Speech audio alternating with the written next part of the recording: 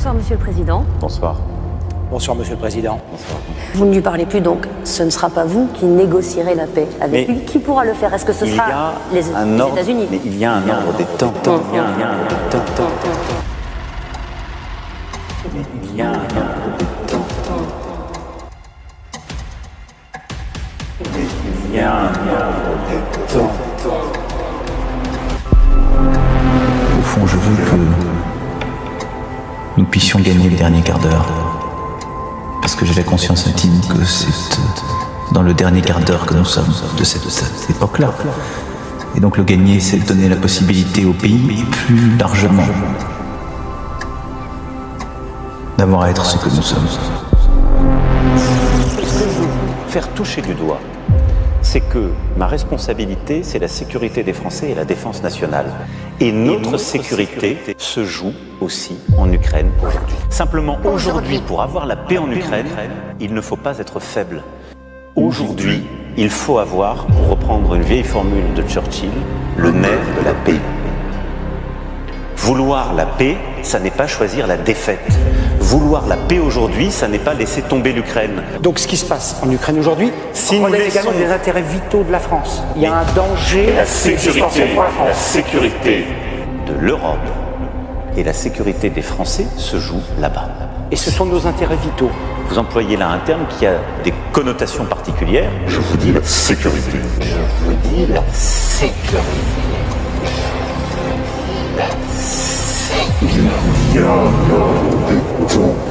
Sécurité. Ensuite, je vous le dis, nous ferons ce qui est nécessaire pour atteindre notre objectif. Parce que si la Russie venait à gagner, la vie des Français changerait. De quelle manière? Nous n'aurons plus de sécurité en Europe. Mais je l'ai toujours dit, nous ne faisons pas la guerre à la Russie et au peuple russe. Et nous soutenons l'Ukraine, nous faisons tout pour qu'elle puisse mettre la Russie en échec, parce que, je vais vous dire très simplement, il n'y a pas de paix durable s'il n'y a pas une souveraineté et un retour aux frontières internationalement reconnues de l'Ukraine. Mais ce que je veux dire, c'est qu'il n'y aura pas de sécurité et de paix durable si elle n'est pas le fruit d'une négociation qui sera menée par les Ukrainiens.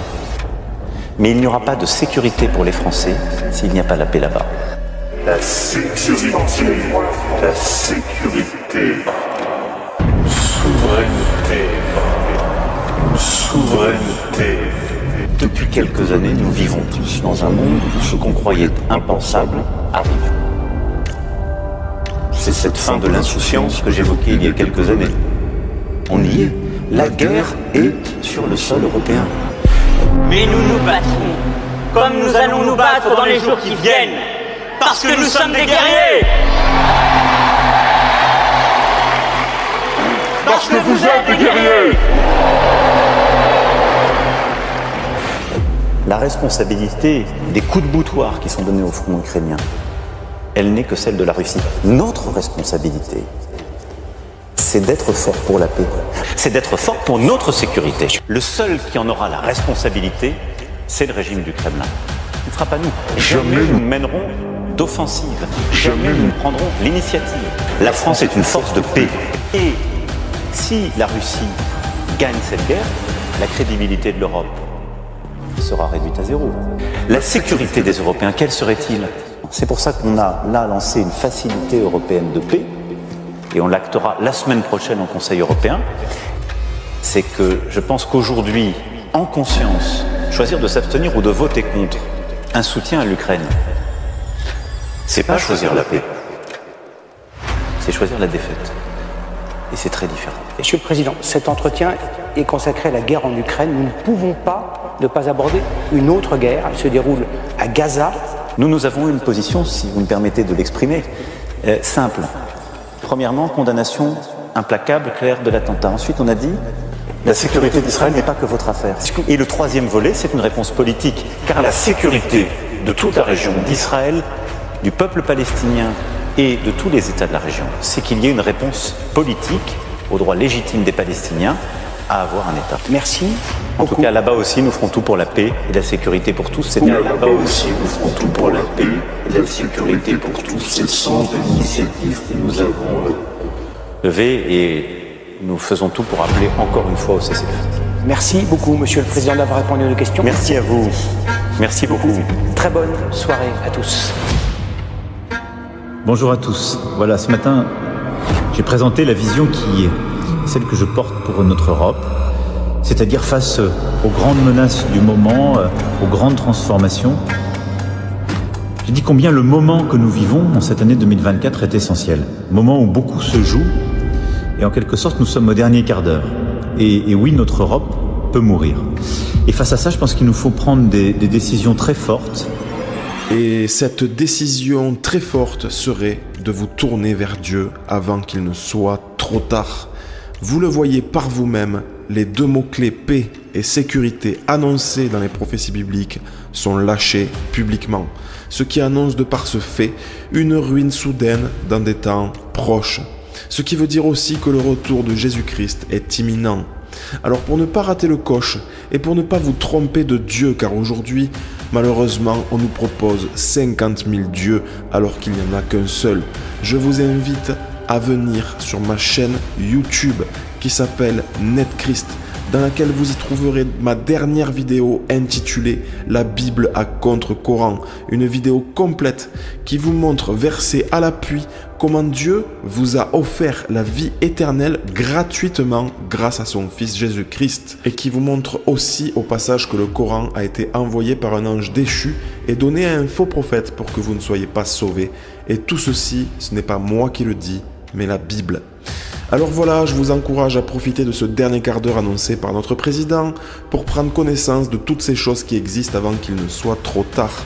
Je vous encourage aussi à visionner la série que je propose sur les rappeurs français Antéchrist, la série sur Macron l'Antéchrist et la série sur Dieudonné le grand maître maçonnique Antéchrist, car ces vidéos montrent une chose très importante concernant les temps que nous traversons, puisqu'il est écrit dans 1 Jean 2 verset 18, je cite « Petits enfants, c'est la dernière heure, et comme vous avez appris qu'un antéchrist vient, il y a maintenant plusieurs antéchrists. Par là, nous connaissons que c'est la dernière heure. » Voilà tout ce que ces séries montrent, que nous sommes à la dernière heure. Bref, ne partez pas de suite, car pour finir en beauté, je vous laisse devant une petite vidéo surprise. C'est une petite vidéo bonus sur une prophétie biblique qui s'est accomplie très récemment en lien direct avec la prophétie de la paix et la sécurité. Donc, je vous souhaite un bon visionnage et n'oubliez pas de partager et de republier cette vidéo. Soyez bénis au nom de Jésus-Christ. Bisous. Nous sommes en guerre. Nous sommes en guerre. Nous sommes en guerre. Nous sommes en guerre. Nous sommes en guerre. Oui. Nous sommes en guerre. Nous sommes en guerre. Pas une simple opération, pas de simple combat, mais en guerre.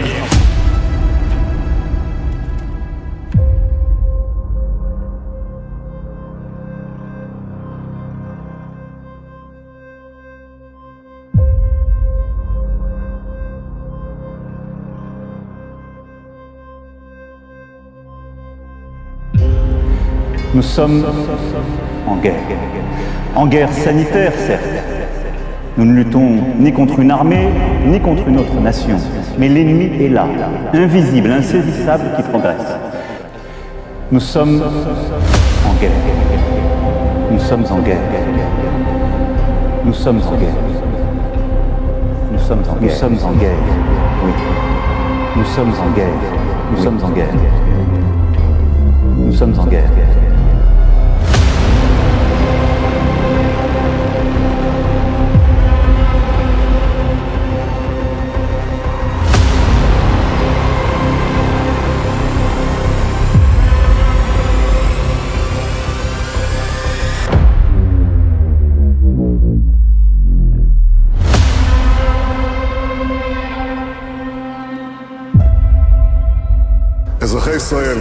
Nous sommes en guerre. Pas une simple opération, pas de simple combat, mais en guerre. Nous sommes en guerre depuis le début de la matinée. J'ai convoqué les chefs de la sécurité, j'ai donné l'ordre de nettoyer les villages des terroristes qui s'y sont infiltrés. C'est ce qui est en train de se passer.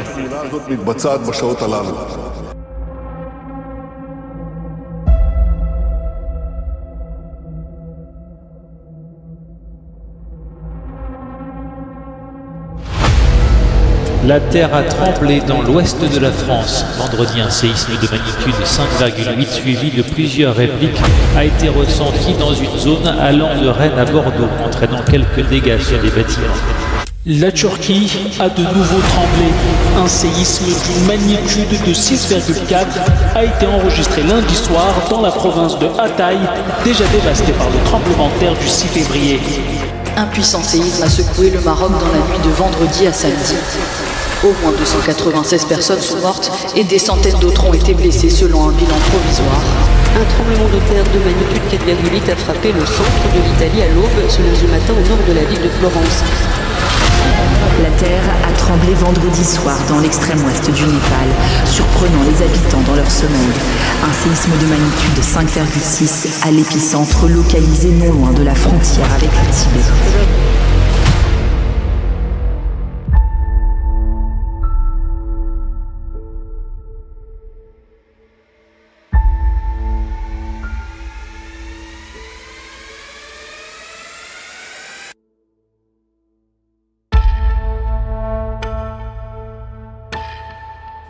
Je crois que notre génération doit savoir que la bête de l'événement est là. Et elle arrive.